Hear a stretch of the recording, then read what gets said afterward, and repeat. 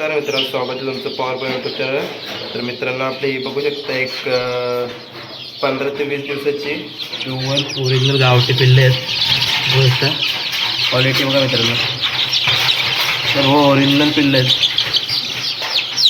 तर यांचं काय झालं आहे, आता हे एकमेकाला चोची मारून बघू शकता, पाठीवरचे केस जायला लागले त्यांचे.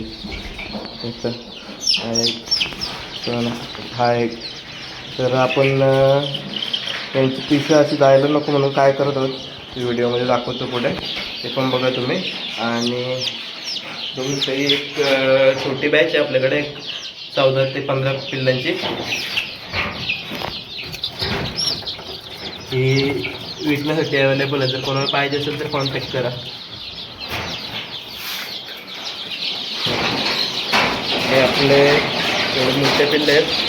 क्वालिटी बघू शकतो, मल्टी कलर वगैरे आपले कलर किती चांगले येतात पिल्लांचे. असं काय आलं, आपल्याला याचं स्वच्छ कट करायला टाईम नाही भेटला आणि कमी जागेमध्ये ठेवल्यामुळे यांनी एकदम त्याची पिसं जास्त काढली. तर आत्ता आपण यांच्या स्वच्छ भाजलेले आहेत. 10 ते 15 दिवसात एकदम चांगले पिसं येतील यांना. आणि आता हे आपले 40 पिल्ले आहेत, यांची आपण स्वच्छ भाजणार आहोत. हे बघू शकतो मित्रांनो, हे मोठे पक्षी आहेत. याच्यामध्ये जे व्हाईट दिसतात ते दारावर विकायला येतात, ते घेतले होते आपल्या मित्रांनी. पण त्याचं काय घरी प्रॉब्लेम असल्यामुळे ते आपल्या इथं आणून ठेवलेत त्यांनी, ते आहेत. आणि हे आपले ओरिजिनल गावठी बघू शकता. ही एक तलंग आहे, ही एक तलंग आहे आपल्या इथे बघू शकता, मल्टी कलर बघू शकता. आणि ही ओरिजिनल गावठीची तलंग व्हाईट कलरमध्ये प्लेन, एकदम ॲक्टिव्ह पिल्ले आहेत. तर बाकी पक्षी आपल्याला ठेवायचे आहेत. एक 4 ते 15 पिल्लांची बॅच ती फक्त आपल्याला सेल करायची. तुम्हाला दाखवतो पण कशा प्रकारे पिल्लांची चोच भाजणार. तर हा सोल्डर आहे, जो इलेक्ट्रॉनिक्समध्ये सोल्डरिंग वगैरे करायला वापरतात. तर हा तुम्हाला इलेक्ट्रॉनिकच्या दुकानात मिळून जाईल, 250-300 रुपयाला मिळतो मित्रांनो. तर त्याच्या साहाय्याने आपण पक्ष्यांची कशी चोच भाजणार ते दाखवतो.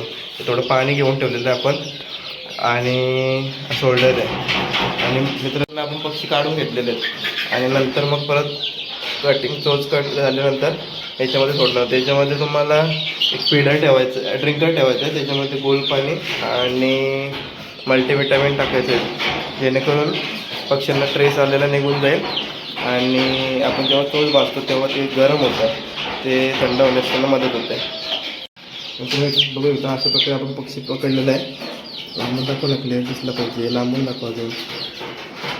हां, बस अशा प्रकारे आपण पक्षी पकडलेलं आहे पिल्लू. आणि याची चोच पकडून आपण त्याला याने अशी भाजणार आहोत. थोड्याच्याने मित्रांनो याच्याने टाईम पण जातो थोडं, आणि हाताला भाजण्याची शक्यता असते. पण तुमच्याकडे जर चोच भाजण्याची मशीन नसेल तर तुम्ही अशा प्रकारे करू शकता. तर अशा प्रकारे आपण चोच पूर्ण भाजलेली आहे. नंतर